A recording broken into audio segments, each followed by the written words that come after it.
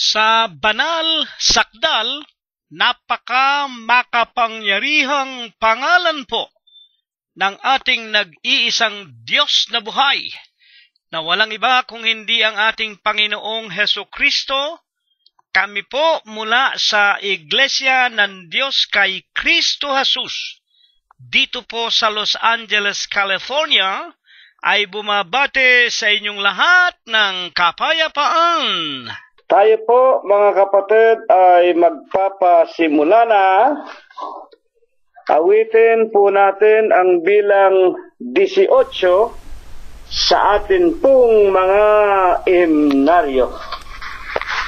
Tawag ni Jesus ay pag-ibig, at sa ating puso'y panglinis, sa ating pinaririnig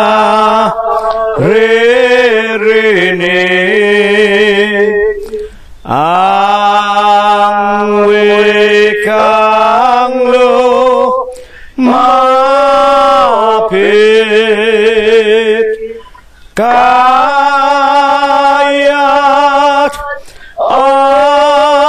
atin siyang pakinggan. Dumulog sa kaniyang paanan mga puso nating bayang sasalay hugasan.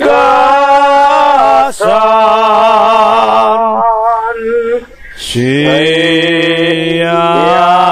tunay nating ligaya,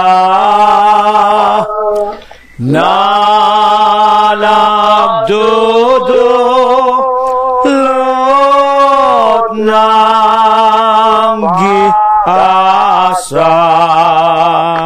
Sino mang sunod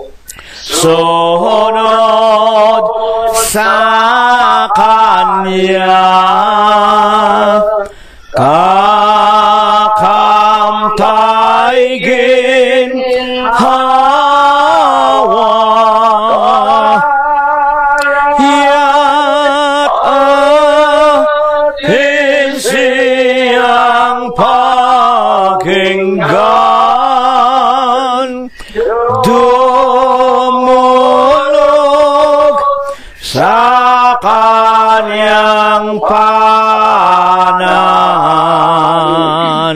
mga puso nating bayang sasalay hugasan. Tinig niya'y lunas ng pusong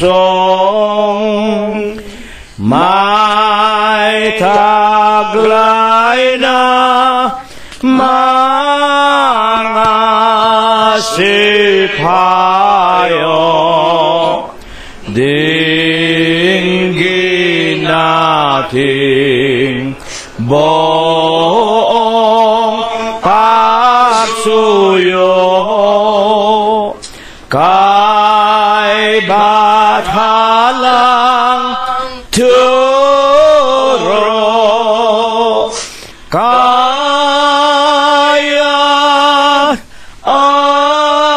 atin siyang pakinggan.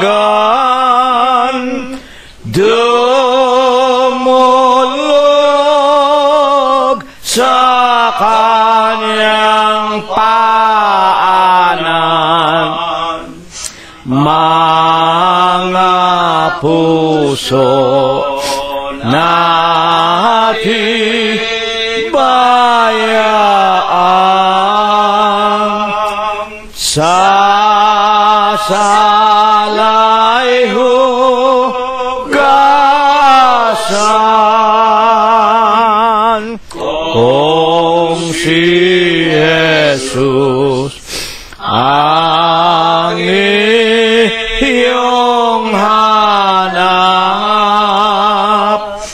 puso mo sa Kanya'y ibukas at iyong tanggapin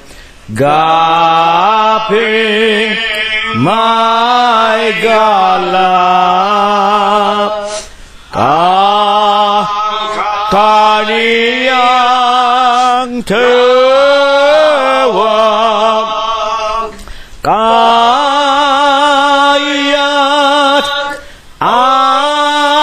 atin siyang pakinggan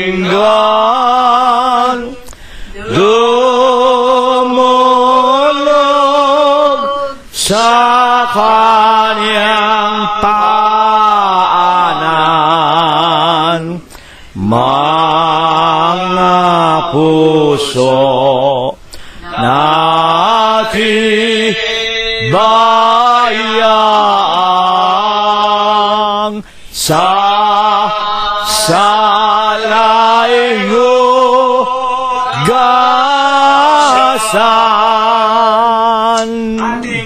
Patuloy na purihin, sambahin, at luwalhatiin ang banal at malinis na pangalan ng ating Panginoong Hesukristo, 122 sa ating himnaryo.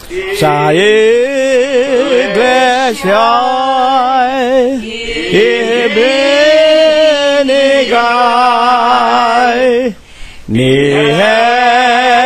Jesus ang Kanyang buhay. Sa krus ay pabayubay, inako ang kasalanan dahil sa Kanyang pag-ibig. Sa Iglesyang walang dungis, di man dapat ay nagtiis si Jesus ng madlang sakit, tumanggap ng mga latay ang walang salang katawan, inulos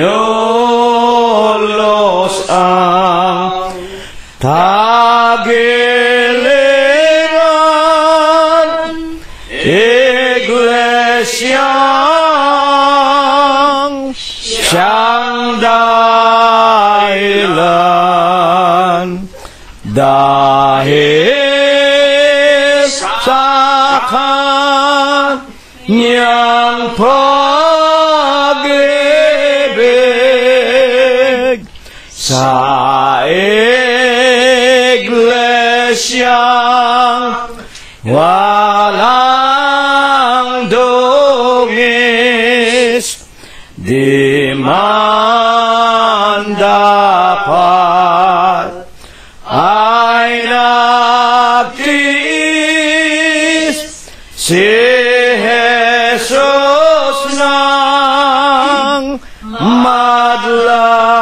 sakit. Jesus, anong itutumbas sa iyong mga paghihirap,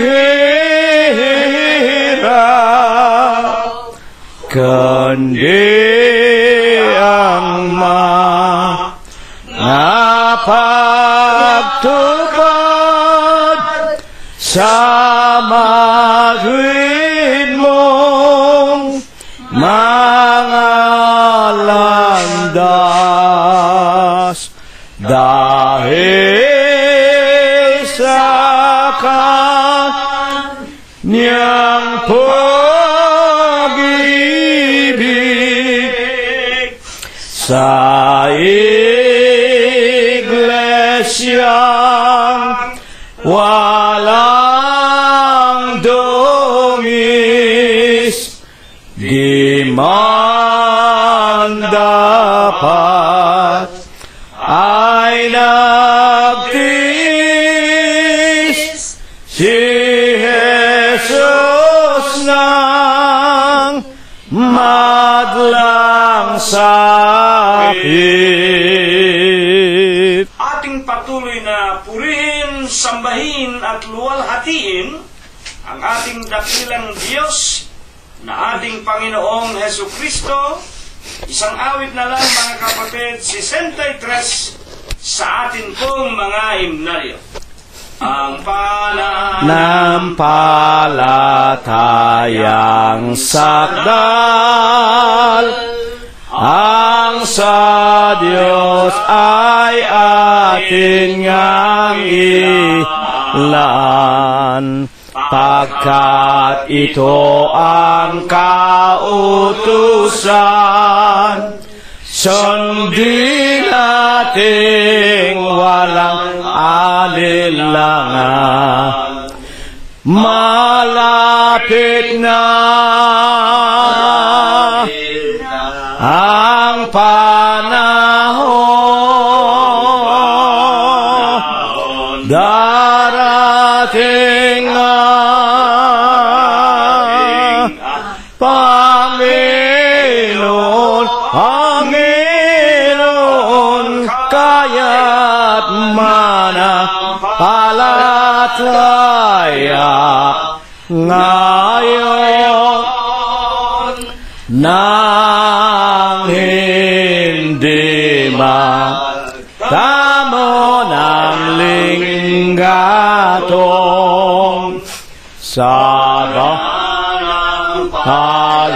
palatayang may gawa sa Diyos, ito'y magiging dakila.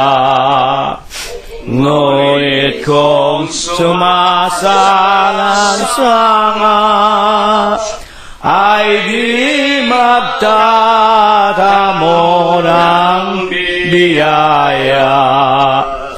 Malapit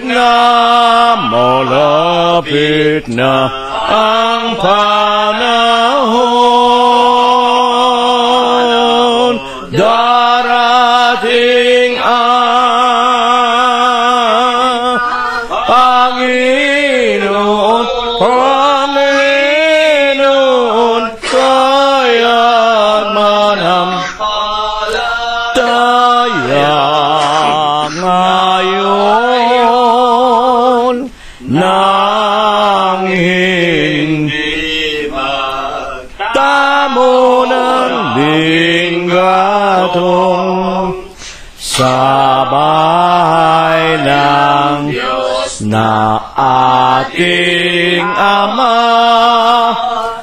Titipunin Kanyang mga tupa upang kay Jesus mapasama lahat ng sumasampalataya. malapit na ang panahon, darating ang Panginoon, kaya't manampalataya ngayon nang hindi magtamo ng linggatong.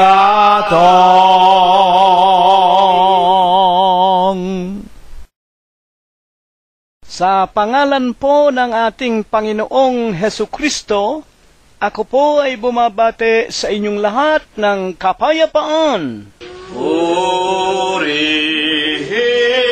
ang Diyos ng langit, sambahin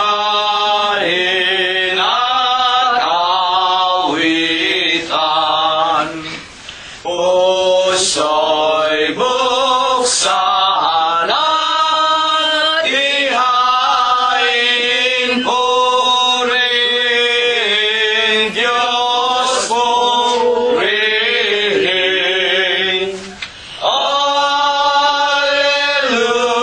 Alleluia, alleluia, lapit sa hari natin. Purihin, luwal, ating biyaya at lilikas sa ating nagugupiling sa salay hahanguin.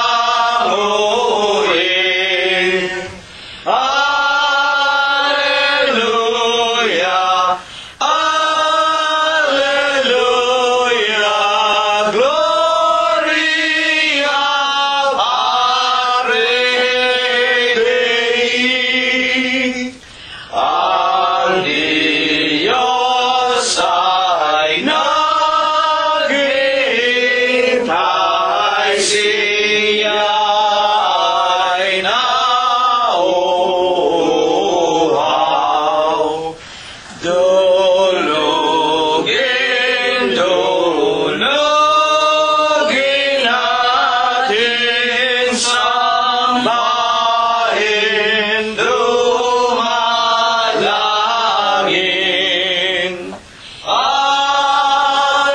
Alleluia, alleluia, Diyos na awain. Angeles sa pagpaasan, nagpupuri-purihin. Halina mga kapatid sa templo ng amang Diyos. Alleluia, alleluia, Diyos purihin,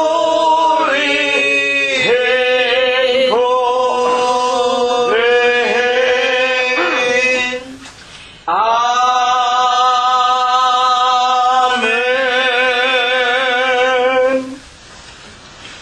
Sa banal at dakilang pangalan po ng ating Panginoong Hesukristo, ako po ay bumabati sa inyong lahat ng kapayapaan. Purihin ang pangalan ng Panginoon.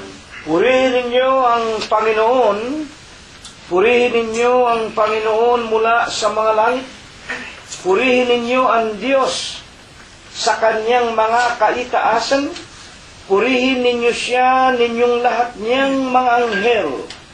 Purihin ninyo siya, buo niyang mga hukbo, mga hari sa lupa, at lahat ng mga bayan, mga pangulo at lahat ng mga hukom sa lupa, mga binata at gayon din ng mga dalagang, mga matatanda at lahat ng mga bata. Purihin nila ang pangalan ng Panginoon, sapagkat ang kanyang pangalang mag-isa ay nabunyi, ang kanyang kalwalatian ay nasa itaas ng lupa at ng mga langit. Purihin natin ang pangalan ng Panginoon. Magsiawit tayo sa Diyos ng mga bagong awit at ng kanyang kapurihan sa kapisanan ng mga banal, sapagkat ang Diyos ay nalulugod sa kanyang bayan. Kanyang pagagandahin ang kaligtasan ng mga maaamo. Purihin natin ang pangalan ng Panginoon. Purihin natin ang Diyos sa kanyang santuaryo. Purihin natin siya sa langit ng kanyang kapangyarihan. Purihin natin ang Diyos dahil sa kanyang mga makapangyarihang gawa. Purihin natin ang Panginoon ayon sa kanyang marilab na mga kadakilaan, at purihin ng lahat ng mga bagay na may hininga. Purihin nila ang pangalan ng Panginoon. Amen. Amen. Mga minamahal, mga iginagalang po namin at mga pinagpipitaganan po namin na mga kasama sa mga pag-aaral, pakikinig, pagpupuri, pag-aawitan at pagluwalhati sa ating nag-iisa, buhay at napakadakilang Diyos, ang iisang Diyos na lumalang ng lahat ng mga bagay, ang ating Panginoong Hesukristo. Binabati po namin kayong lahat. Una na nga po ang atin-atin munang mga sariling kaluluwa, ang atin-ating mga mahal na kabiyak ng puso, lahat ng atin-ating mga anak, mga manugang, mga apo, kasangbahay at kamag-anakan sa laman. Charity must always begins at home. Ang pagliligtas ng Panginoon kinakailangang magpapasimula muna sa atin-ating mga sariling tahanan. Hindi po namin nalilimutang batiin ang lahat ng ating mga kaibigan na walang sawa sa pagtitiyaga at pakikipagkaisa sa ganito pong mga banal na layunin, mga banal na gampanin, na ito ang dahilan kung bakit tayo po ay nilalang ng ating Panginoong Diyos. Sa Efeso 2:10, tayo po ay kanyang gawa. Nilalang tayo, kinapal mula sa alabok ng lupa at inanyuan tayo ng larawan ng ating Diyos. Bagaman ang Diyos ay walang larawan sapagkat siya po ay espiritu, walang laman at walang buto, tayo po ay binahaginan niya ng kanyang pagka-Diyos. Ang Diyos ay kapangyarihan, pinakamakapangyarihan sa lahat. Hindi naman tayo ginawang pinakamakapangyarihan na katulad niya. Binahaginan tayo. Yun ang tinatawag na pinakalarawan na ibinigay sa atin ng Diyos. Kaya tayong mga tao, we are the most rational creation of God. Tayo ang pinaka nangakakaunawa at nangakakaintindi sa lahat ng mga nilalang. Hindi tayo nilalang sa larawan ng unggoy, ng tiyonggo, ng gorilya o ng anumang hayop. Larawan ako, larawan tayo ng Diyos. At tayo ang Diyos ng lahat ng mga bagay na mababa sa atin. Nilalang tayo sa larawan ng Diyos bilang pag-ibig. Kaya tayo po merong tinatawag na pag-ibig. Meron tayong damdamin, marunong tayong umibig. Nilalang tayo sa larawan ng Diyos na siya ang tinatawag na Diyos na omni-hostisya. ang pinakamakatarungan sa lahat. Binigyan tayo ng pagiging tuwiran.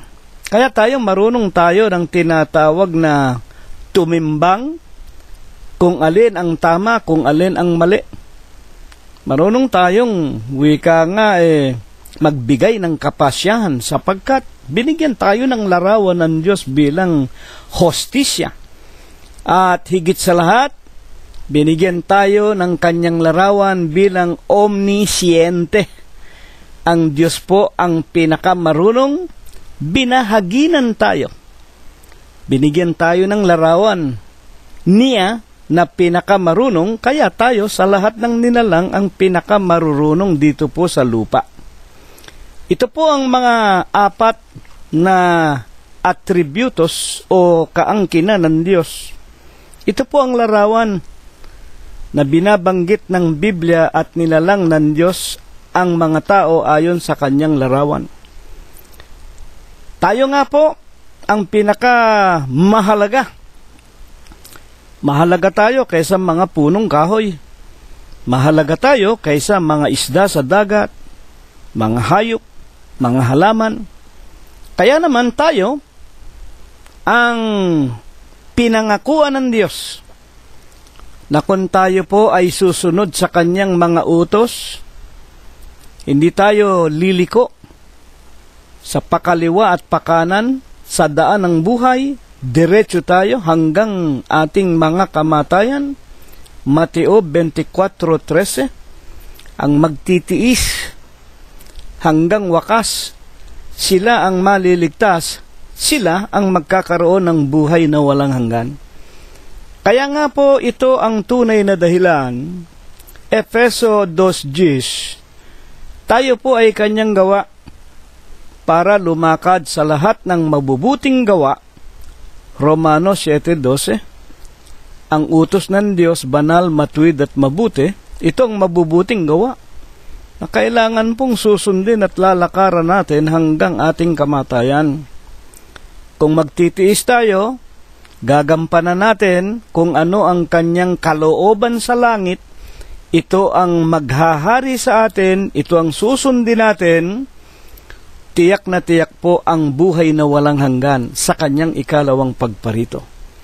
Kaya mga kapatid, mga kaibigan, mga anak, mga manugang, mga apo, mga kasangbahay natin, sa Huwebes po ng gabing ito, magpapasimula na po tayo.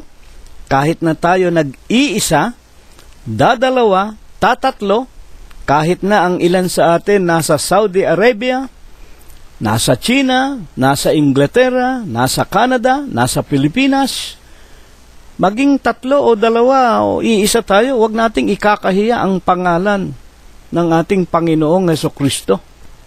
Huwag nating kalilimutan ang pagkakatipon, hindi lamang sa katawang lupa.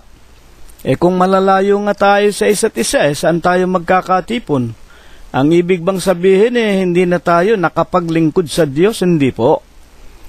Magkakatipon tayo sa Panginoong Hesukristo kahit na po tayo nag-iisa sa pamamagitan po ng Espiritu Santo. Tayo po, maninikluhod na muli. Maghahandog muna ng bunga ng ating mga labi. Hihingi ng kapatawaran sa ating mga kasalanan. Hihiling tayo ng pamamatnubay. Nasa Huwebes po ng gabing ito ay pakainin niya tayong muli ng kanyang mga aral na ito po ang magbibigay sa atin ng buhay na walang hanggan. Dakilang Panginoon po naming Diyos, Ama na lubha kapong kagalang-galang, ikaw po ay Diyos na sadya kapong kapita-pitagan. Nag-iisa kapong Diyos na buhay. Ikaw po ang may-ari at lumalang ng lahat ng mga bagay, ang pinakamakapangyarihang Diyos ka po sa lahat. Ama, na ikaw ang Diyos ni Abraham, ni Isaac at ni Jacob, ng iyong mga propeta sa bansang Israel, ikaw rin po ang pinagtapatan at pinaglingkuran ng aming mga minamahal na mga magulang hanggang kani-kanilang kamatayan. Sa banal, sakdal at napakamalinis na pangalan mo pong Kristo Jesus, masusulyapan mo po kami sa silong ng aming mga dampang tahanan. Kahit na po kami nag-iisa, dadalawa o tatatlo lamang sa bilang, itinitiklop namin ang aming mga tuhod sa iyong banal na harapan. Aman Diyos, tanggapin mo pong muli ang aming mga tao sa puso namin na mga pagpapasalamat. Maraming salamat sa iyo, Panginoong Hesukristo, sa maraming mga araw na buong kapayapaan, nilipos mo kami ng buhay, kagalingan at kalakasan. Pinagaling mo po ang aming mga karamdaman, pinaghandaan mo kami ng dulang sa araw-araw, pinakakain mo kami. Dinaramtan, pinalalakas mo't pinagagaling ang aming mga pangangatawan. Higit sa lahat, ipinagpapasalamat namin, patuloy mo pa rin kaming pinagtitiisan at pinagtitiyagaan. Tinuturuan mo kami, Ama, at inaaralan. Pinatitibay mo't dinaragdagan ang aming pananampalataya na minsan po lamang ibinigay mo sa aming mga hiram na buhay. Ama naming Diyos, sinasamba ka po namin. Pinupuri ka po namin. Niluluwalhati namin ang iyong kagalang-galang, ang malinis mong pangalan, sa Espiritu mo po't sa iyong kagilagilalas na mga kaliwanagan. Panginoon naming Jesus, kung kami po'y nagkukulang pa rin na nagkakasala, hindi pa rin namin naaabot ang iyong banal na kaluwalhatian, huwag mo sanang gawing dahilan upang hindi mo kami pakainin, painumin, turuan ng iyong mga banal at dalisay na aral na lipos ng Espiritu at lipos ng buhay. Patawarin mo po kaming lahat sa amin pong nagawang kasalanan. Ama, hindi namin nalilimutang ipagpasalamat din naman sa iyo ang pagpapanatili mo pa sa buhay, kagalingan, kalakasan, magagandang pintuan ng kapalaran sa lahat po ng aming mga mahal sa buhay. Una na nga sa aming mga kabiyak ng puso, sa aming mga anak, mga manugang, mga apot, kasangbahay at kamag-anakan sa laman, maging sa aming mga kaibigang kasama naming nakikinig ng iyong mga banal na aral at sa kanilang sariling mga tahanan, at sa lahat ng iyong mga tunay na mananamba sa Espiritu mo po't sa iyong katotohanan, ipinagpapasalamat namin ni kapatid na Rosita ang patuloy mong pag-iingat sa aming mga anak, na katulad po ni Emmanuel, ni Bobby, ni Noel, ni Ruth at ni Joel, maging ng lahat ng aming mga manugang na katulad po ni Teofilo, ni Rosemary, ni Flor, ni Irene, ni Cheche at ni Malu.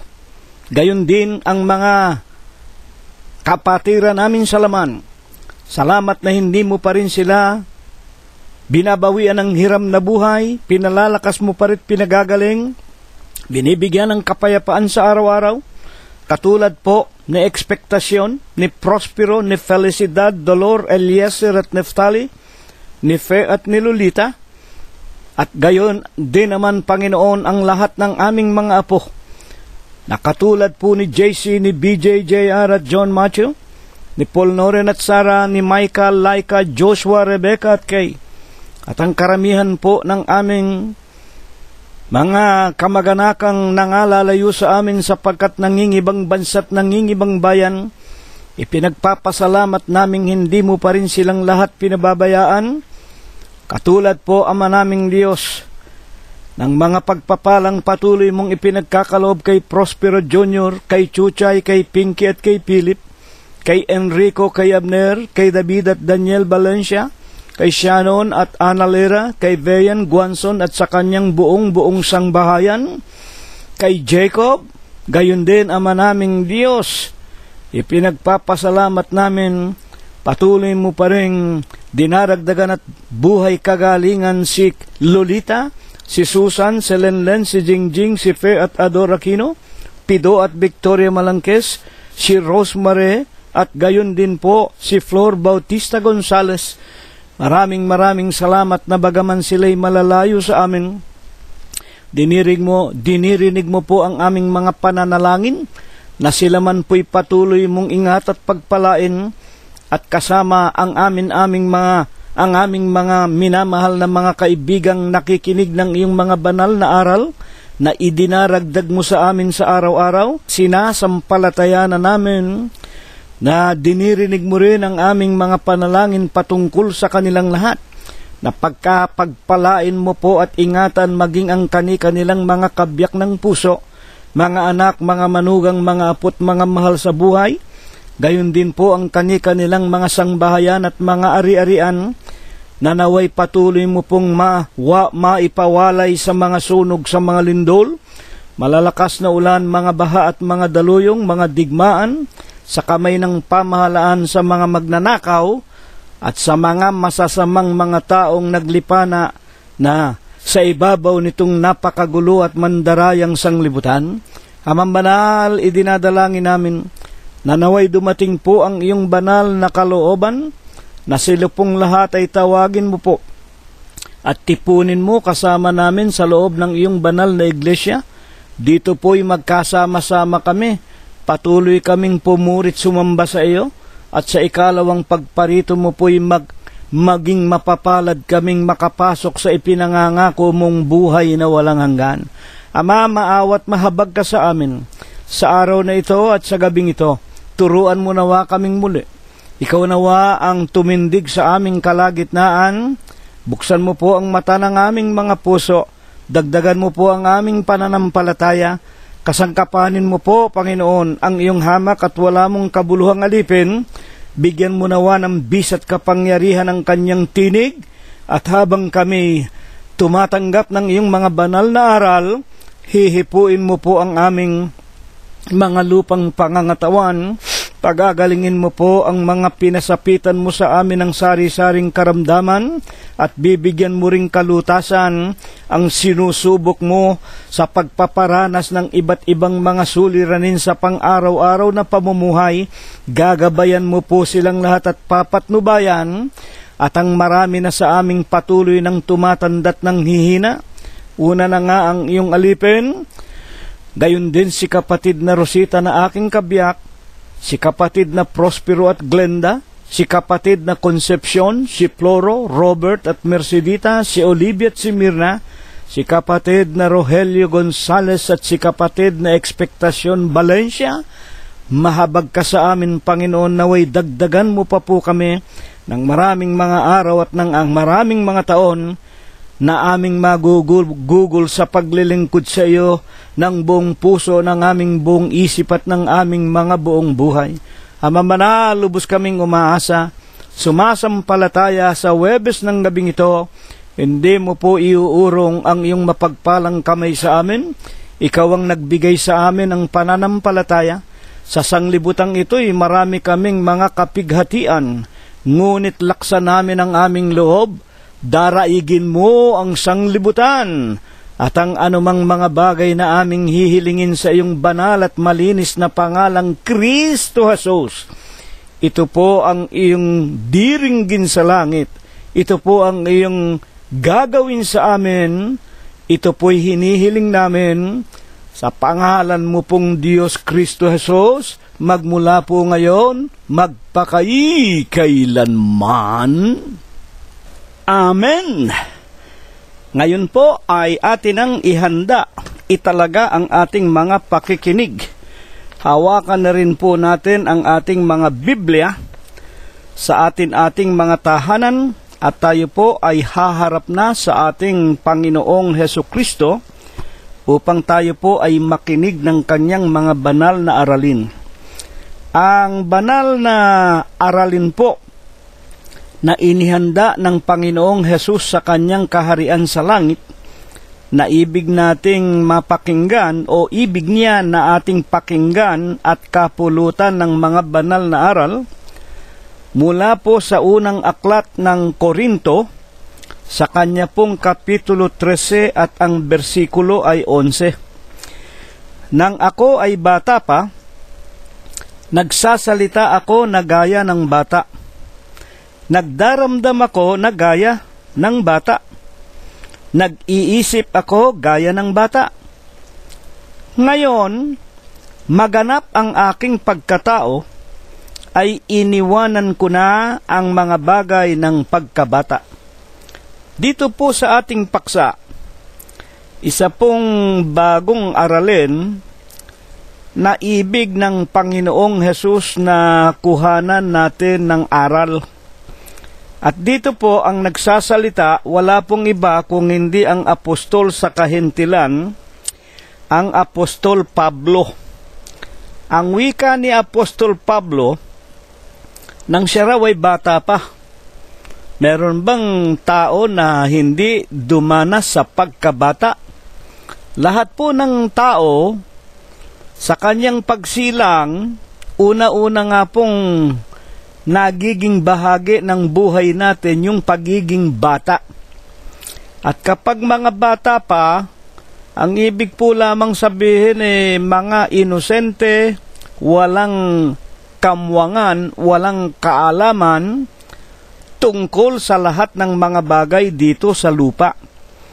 Kaya nga ang wika ni Pablo, nang bata pa siya, ibig sabihin, doon sa kanyang paglaki, unti-unti, nagsasalita daw siya na gaya ng bata. Ay, hindi ba totoo naman, paano ba nagsasalita ang gaya ng bata? Sa katotohanan po, yung mga bata, magmula ng isilang, wala namang sinasalita kung hindi yung tinatawag na pag-uha o pag-iyak. Yung mga pagngingit-ngit kapag nagugutom o ibig na niyang makasuso, makadede ng kanyang gatas. Nagsasalita akong gaya ng bata. Nagdaramdam ako na gaya ng bata. Nag-iisip akong gaya ng bata. Walang nalalaman Walang kamwangan sa anumang bagay. Ngunit, ngayong maganap na ang aking pagkatao. Sa makatwid, kapag isinilang pala ang isang bagong silang, sila'y bata. Hindi pa sila ganap na tao. At alam natin ang ibig sabihin, wala pang pag-iisip. Hindi pa nalalaman kung ano ang masama at mabuti, kung ano ang tinatawag na kahulugan ng lahat ng mga bagay dito po sa sanglibutan. Ngunit ngayong maganap na ang aking pagkatao, ibig sabihin, lumaki na siya. Ano na ang nangyari? Iniwanan ko ang mga bagay ng pagkabata. Nang lumaki na si Pablo, ay hindi na siya kamukha ng bata, nagsasalitang tulad sa bata, kumikilos na tulad sa bata, walang kamuwang-muwang, walang anumang nalalaman, pero nang siya'y maging ganap na tao, hindi na siya kamukha ng bata. Alam naman natin ang bata, maging sa panahon na nag-aaral ang isang bata ng paglakad, ang bata malimit na mabuwal, ang kanyang paglakad pagewang-gewang, at umaasa lamang sa gabay ng mga magulang o ng mga matatandang nakapalibot sa bata. Ngunit nang ako'y maging matanda na, iniwanan ko na ang pagiging bata. At kahit na po ito nang basahin natin sa Bibliang Ingles na pinanggalingan sa King James Version, when I was a child, I spake as a child. I understood as a child. I thought as a child. But when I became a man, ngunit nang ako'y maging tao na, ibig sabihin, may isip na, lumaki na, I put away my childish things. Iwinalay ko na ang tinatawag na mga bagay ng bata. Ayon po mismo sa ating Panginoong Hesukristo, ano po baga? Ang katayuan nga ng mga bata na siya po nating pinakapaksa. Maganda po ang ating pag-aaral, sapagkat sa katunayan po, ibig kong malaman natin, hanggang ngayon, marami pang mga tao, bagaman matatanda na, parang mga isip bata pa rin. Kung magsalita'y parang hindi pa rin nakakaintindi kung ano ang masama at mabuti. Parang mga musmus pa rin. Ngunit sa ating Panginoong Hesukristo, ano ang tunay na pagpapaliwanag ng Biblia ayon sa ating Panginoon Hesukristo mismo sa katayuan ng mga bata? Sa San Mateo 19:13, nang magkagayon ay dinala sa kanya ang maliliit na bata upang ipatong niya ang kanyang mga kamay sa kanila at ipanalangin. At sinaway sila ng mga alagad. Putulin ko po muna, ibig kong ilarawan sa inyo isang pagkakataon dito po sa Mateo 19:13, kasama ng Panginoong Hesukristo ang mga alagad sa isang bundok upang sila po ay magsaysay ng mga talinghaga at ng mga aral na mula sa Diyos. Nalaman ito ng mga ina ng tahanan, dinala nila ang kanilang mga musmos na mga anak at ang mga sanggol. Sa pagnanasang ito ay mailapit kay Kristo, mahipo at mabasbasan at maipanalangin. Ngunit sinasaway ng mga apostol ang mga magulang sapagkat magugulo ang mga bata. Ngunit, anong sinabi ng Panginoon? 19:14 ng Mateo. Dadapwat sinabi ni Jesus, pabayaan ninyo ang maliliit na bata at huwag ninyong pagbawalan silang magsilapit sa akin, sapagkat sa mga ganito, sa mga bata, sa mga walang muwang na mga bata, sa mga ganito, ang kaharian ng langit. At ipinatong ni Jesus ang kanyang mga kamay sa mga bata. Napakaganda po ng ating pag-aaral. Pinalalayo, pinaalis ang mga bata at ang mga ina magulo, maingay, nangangaral ang Kristo. Ngunit, ipinakilala ng Panginoong Hesukristo ang isang napakahalagang bagay tungkol sa mga bata, mga bagong panganak, mga maliliit na mga bata. Pabayaan ninyo sila, sapagkat sa mga batang ito ang tinatawag na kaharian ng langit.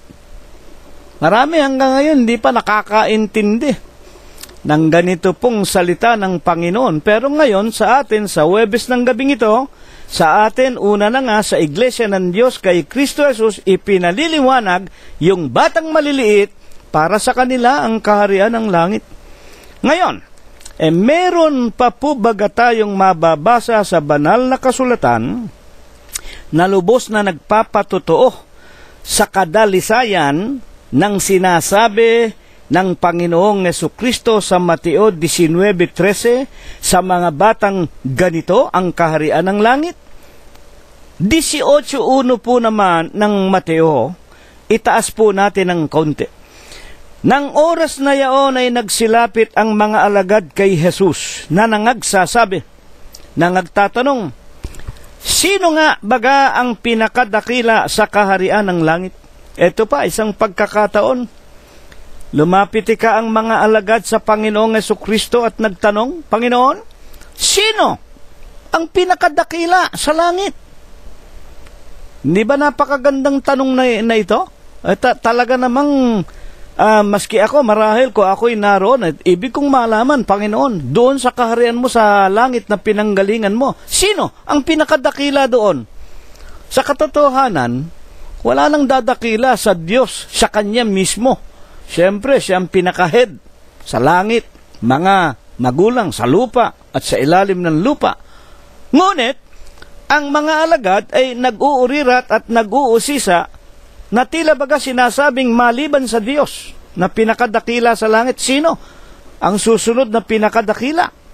Ang sagot ng Panginoon, 18:2 ng Mateo, at pinalapit niya sa kanya ang isang maliit na bata at inilagay sa gitna nila, at sa 18:3 ng Mateo, at sinabi, katotohanang sinasabi ko sa inyo, malibang kayo'y magsipanumbalik at maging tulad sa maliliit na mga bata, sa anumang paraan, hindi kayo magsisipasok sa kaharian ng langit. Napakaganda ng ating pag-aaral, mga kapatid.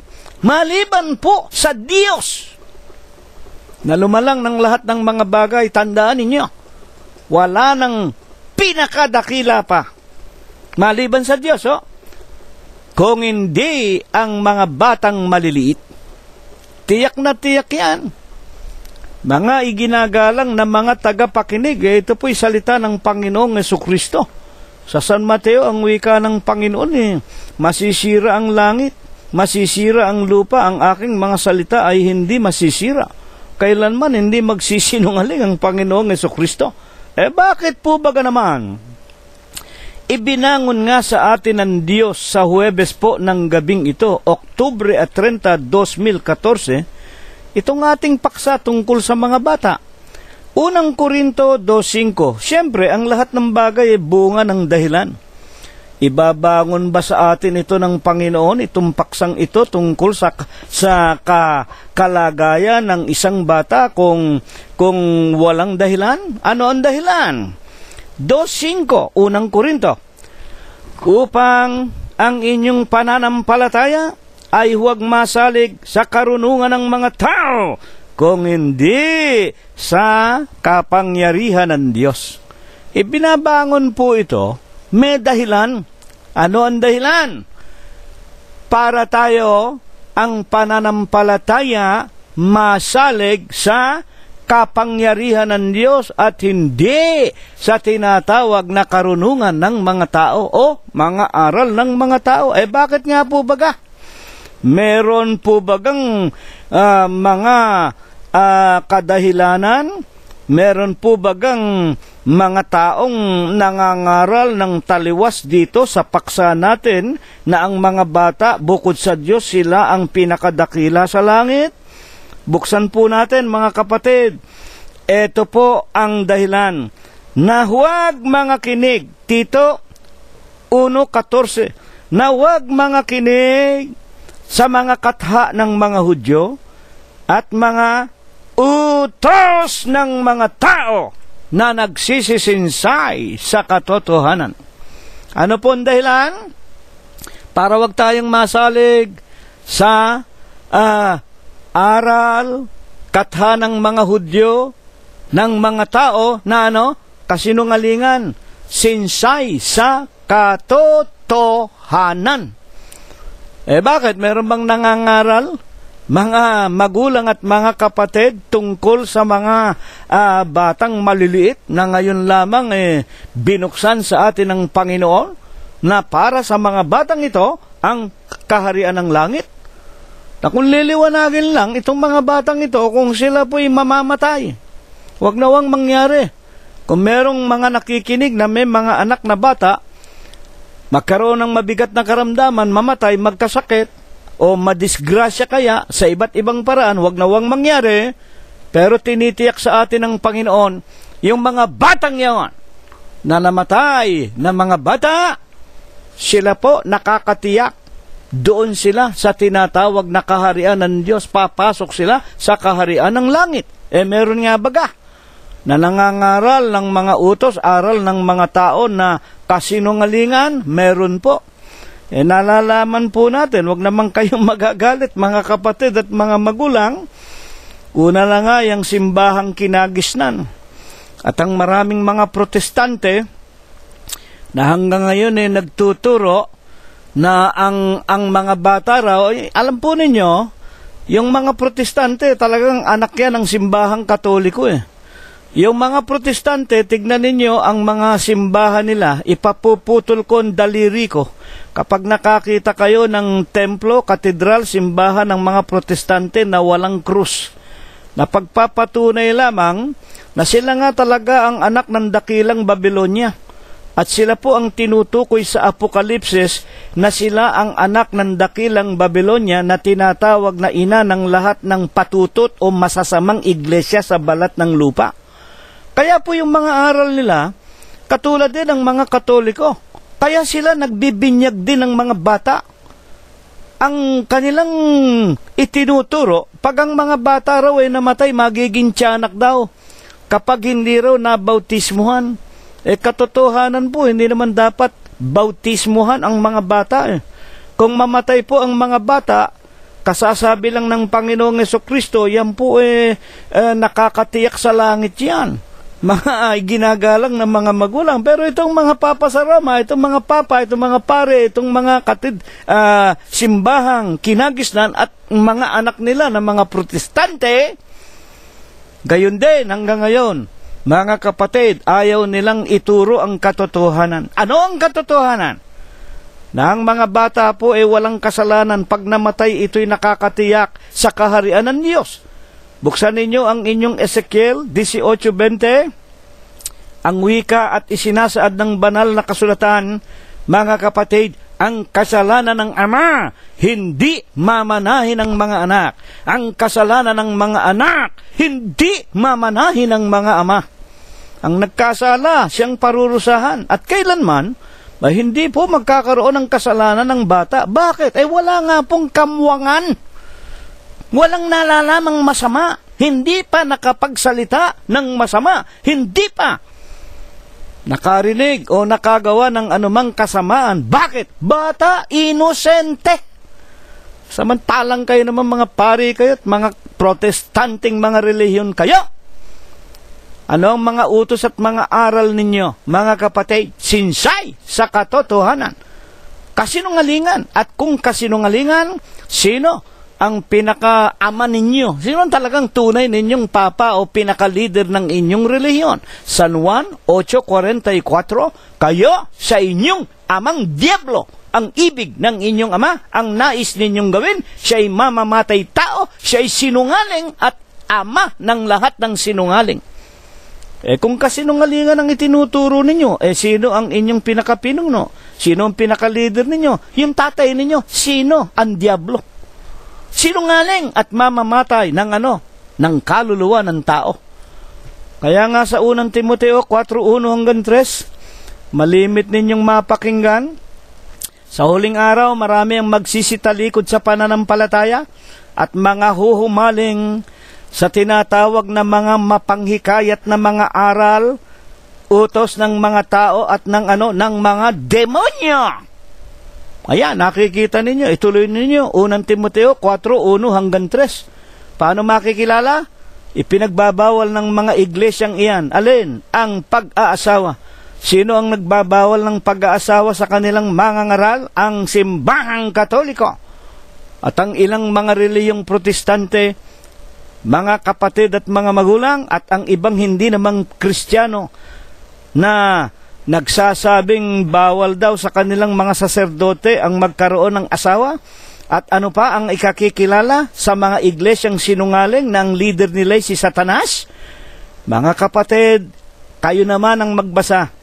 Ipagbabawal ang pagkain ng lamangkate, unang Timoteo 4:3. Basahin ninyo. Huwag kayong magsasabing kami naninirang puri, na kami po mga kapatid ay walang sinasabing wika nga mga mabubuting salita, kundi paninira. Hindi namin kayo sinisiraan. Ano ba ang kakamti namin kung siraan namin kayo? Meron ba kaming makukuhang mabuti kung manira kami ng aming kapwa? Wala. Hindi namin pinag-iinteresan ng mga abuloy ninyo, yung mga salapi ninyo, inyo na yan. Gamitin ninyo sa pagpapaaral ng inyong mga anak. Hindi kami kamukha ng ibang relihiyon.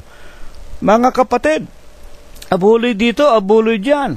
Anibersaryo dito, anibersaryo dyan. Fundraising dito, fundraising dyan. Hindi kami katulad ng iba. Pinangangalakal ang salita ng Diyos, mga kapatid. Ngayon, kung gusto ninyong tumulong sa amin, ang unang tulong, ang unang magagawa ninyo, ang mga napapakinggan ninyong ito, maawa kayo sa inyong mga asawa, mga anak, sa inyong sariling sangbahayan. Charity begins at home. Iparinig ninyo sa kanila para sila man maalis sa mga utos at aral sa mga iglesia ng mga tao, kathanang mga Hudyo, utos, aral ng mga demonyo. Mga kapatid, yan po ang katotohanan. Hindi po kami nagsisinungaling sa inyo. Wala pong personalan. Ngayon, hanggang kailan po baga ayon sa ating paksa natatapos ang pagiging bata ng isang nilalang ng Diyos? Alam natin yung bata walang muwang, walang kasalanan, walang naiintindihan, inosente. Hanggang kailan nagtatapos ang pagiging inosente ng isang isinilang sa mundong ito o ng isang tao na nilalang ng Diyos. Unang Korinto 13:11. Basahin po natin, no? Ngayon, naganap ang aking pagkatao ay iniwan ko ang mga bagay ng pagkabata. Hanggang kailan nagtatapos ang pagiging inosente ng isang bata? Si Pablo rin po ang nagpaliwanag, 13:11, sa ikalawang bahagi ng ating pinag-aaralan, nang maganap na ang aking pagkatao. Ang ibig sabihin ni Apostol Pablo, nang lumawig na ang aking kaalaman, nang naging matalino na ako, nang matutuhan ko na kung alin ang masama, nang makita ko na kung alin ang pula, kung alin ang puti, kung alin ang berde, kung alin ang itim. Ang ibig sabihin, naging matalino na ako. Taong-tao na, malaki na, mature, adult. Nalalaman ko na kung alin ang masama, kung alin ang mabuti. Nang matutuhan ko na, nang maganap na ang aking pagkatao, iniwanan ko na ang pagkabata. Hindi ko na kailangan yung andador. Hindi na ako lumalakad ng patumba-tumba. Hindi na ako kailangang gabayan pa ng tatay ko, ng nanay ko, ng kaibigan ko. Wala nang kailangan. Alam ko na. Nakakalakad na ako ng matuwid. Alam ko na kung saan ako patutungo. Ang ibig sabihin, natatapos na. Kapag ang tinatawag na nilalang ng Diyos nakaunawa na ng masama't mabuti, tapos na ang kanyang pagkabata. Mga tagapakinig po namin, gaya ng sinasabi ng Biblia. Ano ba ang sinasabi ng Biblia? Na talagang tapos na sa isang nilalang ang kanyang pagiging inosente. Santiago, Kapitulo 4, versikulo 17. Sa nakakaalam nga ng paggawa ng mabuti at hindi ginagawa, ito ay kasalanan sa kanya. Napakaliwanag. Pag natutuhan mo na, nalaman mo na kung alin ang puti, kung alin ang pula, kung alin ang itim, kung alin ang maliwanag, kung alin ang madilim, nakita mo na ang katwiran, hindi mo sinunod ang matuwid, magkakasala ka na, hindi ka na bata. Yan ang mga tinatawag na panahon at pagkatao, edad, gulang ng mga tao na hahatulan na ng Diyos.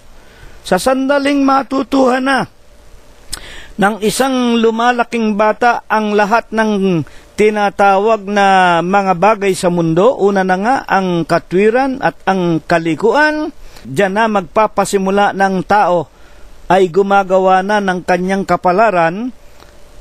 Ang ibig sabihin, mapapasailalim na siya ng kahatulan ng Diyos. At ang tao, hahatulan ayon sa kanyang ginagawa. Alam po natin yan. Kaya nga, ayon din po kay Apostol Pablo, ano po baga ang karapat-dapat sa bawat taong dumating na sa wastong gulang o nakakaunawa na ng masama at mabuti? Ano nga ang dapat nang gawin natin pagka may gulang na tayo? Iniwanan ko na ang mga bagay ng pagkabata. Umalis na ako sa pagiging bata. Iniwan ko na ang pagiging inosente. Iniwanan ko na ang pagiging wika nga pahapay-hapay. Hindi na ako kailangang andaduran pa. Hindi na ako kailangang gabayan pa. Hindi na ako kailangang turuan pa. Kaya nga nasabi ko kanina sa pagbubukas ng ating paksa, ito'y tinuturo sa atin ng Diyos sapagkat hanggang ngayon sa maniwala kayo sa hindi, maraming ang mga tao katatanda na, hanggang ngayon parang mga bata pa rin. Hanggang ngayon parang hindi pa rin nila alam, hindi nila alam kung alin ang masama, kung alin ang mabuti, mga magulang at mga kapatid. Totoo po baga iyan? Paano nga po baga? Itanong po muna natin, ang kalagayan natin nung araw ng tayo'y mga bata pa, mga inosente, mahihina, dapain, mga kapatid, walang direksyon, na ang wika ni Apostol Pablo sa kanya ring unang Korinto 13:11, sa iniwanan ko na ang mga bagay ng pagkabata. Paano ba tayo nung tayo'y mga bata pa ayon sa ating paksa? 1. Sa aklat ni Apostol Juan 21:18, Katotohanan sinasabi ko sa iyo, ang kausap po ng Panginoon si Pedro. Nang ikaw ay bata pa, Pedro, ikaw ay nagbibihis, ikaw ay lumalakad kung saan mo ibig, ngunit pagtanda mo, iuunat mo ang iyong mga kamay at bibigkisan ka ng iba at dadalhin ka kung saan hindi mo ibig. Pedro, nang ikaw ay bata pa, kung anong damit, kung anong kulay ang gusto mong isuot, nagbibihis ka, isinusuot mo. Kung saan mo gustong tumakbo, takbo ka ng takbo. Hindi ba ganyan talaga ang mga lakad ng mga bata nung tayo mga bata pa? Kaya nga tayo nilalagyan ng andador eh. Takbo tayo ng takbo. Takbo kung saan-saan. Nauuntog tayo. Para huwag tayo mauntog, nilagyan tayo ng gabay. Pinasok tayo sa andador para hindi tayo makalayo sa guide o sa giya natin, yung andador.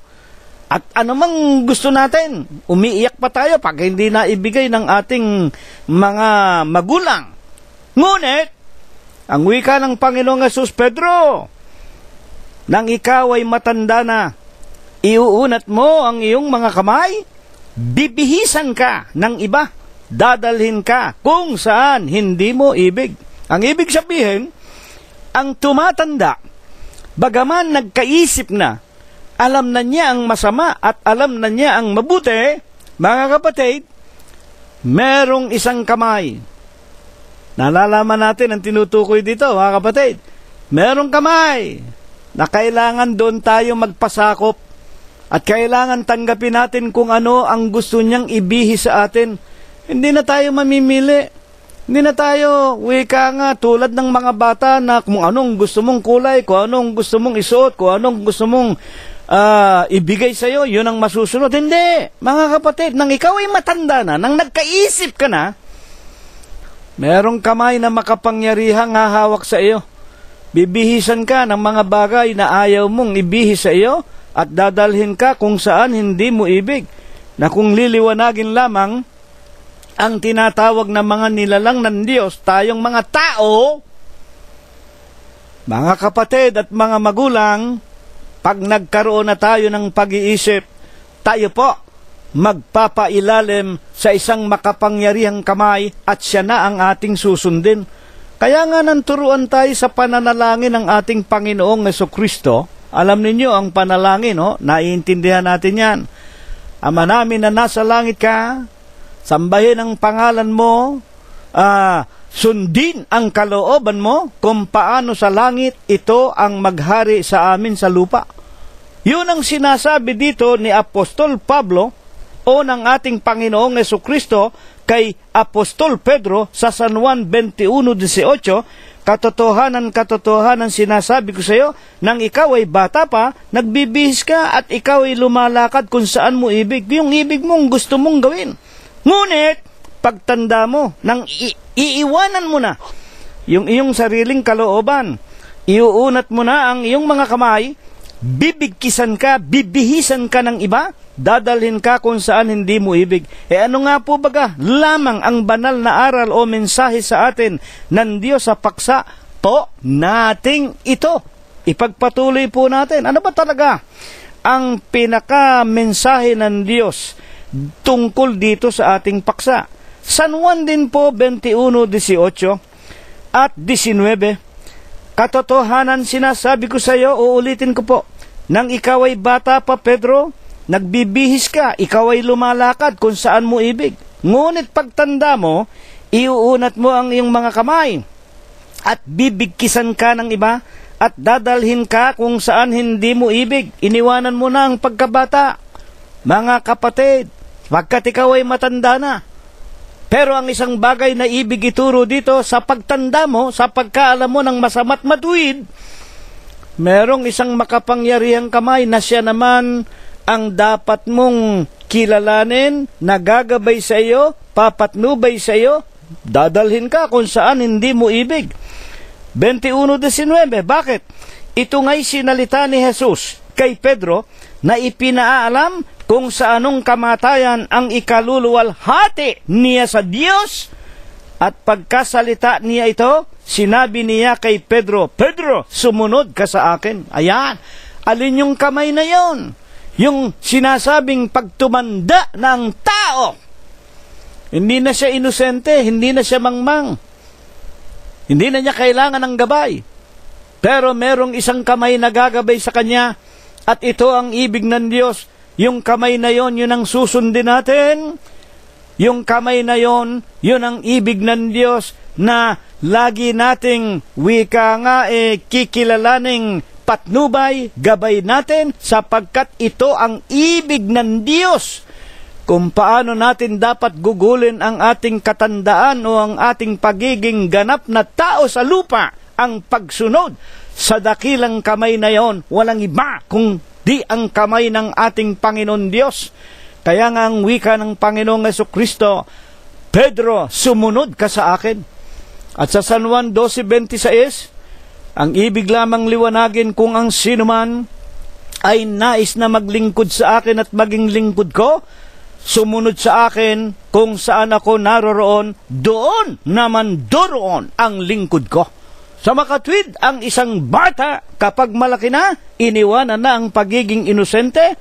At kung mamatay man yung bata na yon sa kabataan, 100% papanik sa langit yon. At kung lumaki naman, mga kapatid, hindi naman siya pwedeng maging wika nga magsarili. Kailangan merong gagabay sa kanya. Yung kamay na magbibihi sa kanya, yung kamay na gagabay sa kanya, yun ang ating Panginoon Diyos. Walang iba kung hindi ang ating Panginoong Jesucristo. Paanong paraan? Sa pamamagitan ng pagsunod sa Kanya. Tunay po baga ito ayon kay Apostol Pablo? Romanos 13:11. At ito yamang nakikilala ang panahon na ngayoy kapanahunan ng magsigising kayo sa pagkakatulog, sapagkat ngayon ay lalong malapit na sa atin ang kaligtasan kaysa nang tayo'y magsisisampalataya ng una. 13:12. Ang gabi ay totoong malalim, ang araw ay malapit na. Iwaksi na nga natin ang mga gawa ng kadiliman at atin na ngang isakbat, isuot ang sandata ng kaliwanagan. Magsilakad tayo, 13:13 ng Romanos din. Mahihinhin gaya ng araw, huwag sa katakawan at paglalasing, huwag sa kalibugan, huwag sa kahalayan, huwag sa mga pagkakaalit at pagkakainggitan. 13:14, kundi bagkos, isakbat ninyo ang Panginoong Jesucristo at huwag ninyong paglaanan ang laman upang masunod ang mga kahalayan. Pedro, nang ikaw ay tumanda na, ang wika ni Apostol Pablo kanina, iniwanan ko na ang pagiging bata. Bakit? Tumanda na ako. Dumating na ako sa gulang. Pedro, ayon sa Panginoon, nang ikaw ay matanda na, hindi mo na masusunod ang gusto mo. Iuunat mo na ang iyong kamay, hahawakan ka ng isang kamay, ng isang makapangyarihan. Mga kapatid, yun ang ating tinatawag na Diyos na makapangyarihan sa lahat. Yun ang ating Panginoong Jesucristo. Ang wika sa ating pag-aaral na ito, mga kapatid, ibihis na natin, isakbat na natin ang Panginoong Jesucristo. Alisin na natin yung pagiging bata. Alin ba yung isasakbat natin? Yung ating Panginoong Jesucristo. Paano? Kung saan ako naroroon, doon doroon ang lingkod ko. Kaya nga sinabi sa atin ng Panginoon sa pagkasangkapan ng inyong lingkod nang tayo nagpapasimula pa lamang itinuro ito. Dahil hanggang ngayon ang daming matatanda sa buong mundo. Hanggang ngayon nakahubad pa. Hanggang ngayon isip bata pa. Hanggang ngayon mga kapatid, mga magulang, mga wala pang tinatawag na kaalaman sa katotohanan, mga mangmang pa. Sa paanong paraan? Nangabubuhay pa rin sa mga kalikuan, sa mga pambababae, sa mga paglalasing, sa mga wika nga, iba't ibang uri ng mga gawa ng laman. Mga tagapakinig at mga magulang. At ang wika nga sa atin, paano maalis ang pagiging mangmang pa natin, bagaman matatanda na at nagkakasala na tayo? Hindi na tayo mga musmus na walang kasalanan. Mga matatanda na tayo na kailangan malaman mo na. Yung tinatawag na dapat mong lakaran, kailangan sumunod ka na. Kanino? Sa ating Panginoong Hesukristo. Sapagkat ang nagnanasa na maging lingkod ko, San Juan 12:26, susunod sa akin. Kung saan ako naroon, doon naman doroon ang lingkod ko. Paano tayo makakasunod sa Kanya? Isakbat na natin, ibihis na natin. Alin? Ang ating Panginoong Hesukristo. Paano nga maibibihis ng mga may gulang na ang Panginoong Hesukristo? Galatias 3:26, sapagkat kayong lahat ay mga anak na ng Diyos sa pamamagitan ng pananampalataya kay Kristo Jesus, sapagkat ang lahat na sa inyo'y binautismuhan, inilubog sa tubig, nagsisi ng kasalanan. Ang lahat ng sa inyo'y binautismuhan. Saan ba bautismuhan? Sa lahat ba ng iglesia? San Mateo 28:19 hanggang 20, ang mabautismuhan sa pangalan ng Ama, Diyos, Anak, Kristo Jesus, ng Espiritu Santo, Ebanghelyo ni Kristo, na pawang Espiritu at pawang buhay, sa makatwidbaga ang mabautismuhan sa Iglesia ng Diyos kay Kristo Jesus. Maliligtas ang hindi sumasampalataya ay parurusahan. Ano ang parusa? Sa impyerno. Galatias 3:27, ang lahat ng sa inyo'y binautismuhan sa Iglesia ng Diyos kay Kristo Jesus. Ano? Ibinihis si Kristo. Sa makatwid, ang isang taong dumating na sa gulang, iniwanan na ang pagiging bata. Mga kapatid, nagpabautismo sa Iglesia ng Diyos kay Kristo Jesus, ibinibihis na ang ating Panginoong Hesukristo. 3:28 ng Galatias, kaya nga, sa mga anak ng Diyos na nabautismuhan sa Iglesia ng Diyos kay Kristo Jesus, sa mga may gulang, wala nang magiging Hudyo o Griego man, wala nang magiging alipin o malaya man, walang magiging lalaki o babae man, sapagkat kayong lahat ay mga iisa kay Kristo Jesus. 3:29, at kung kayo'y kay Kristo, sinong na kay Kristo, nabautismuhan kay Kristo? Unang Tesalonica 2:14, Iglesia ng Diyos kay Kristo Jesus. Kayo nga ang binhi ni Abraham at mga tagapagmana ayon sa pangako. Amen, mga kapatid at mga magulang. Kaya nga dito maliwanag po, napakaganda ng ating pag-aaral. Mga kapatid, ang ating paksa, niliwanag po sa atin sa gabing ito, unang Korinto 13:11, nang ako'y bata pa, mga kapatid, nagsasalita akong gaya ng bata. Nagdaramdam akong gaya ng bata. Nag-iisip akong gaya ng bata. Ang ibig sabihin, ng batang maliit pa tayo, nasusunod natin ang lahat ng gusto natin. Wala pa tayong pagkakasala. Pero, nang maganap na ang aking pagkatao, ang wika ni Pablo, itinuro sa atin, nang maging taong-tao na ako, iniwanan ko na ang pagiging isang bata.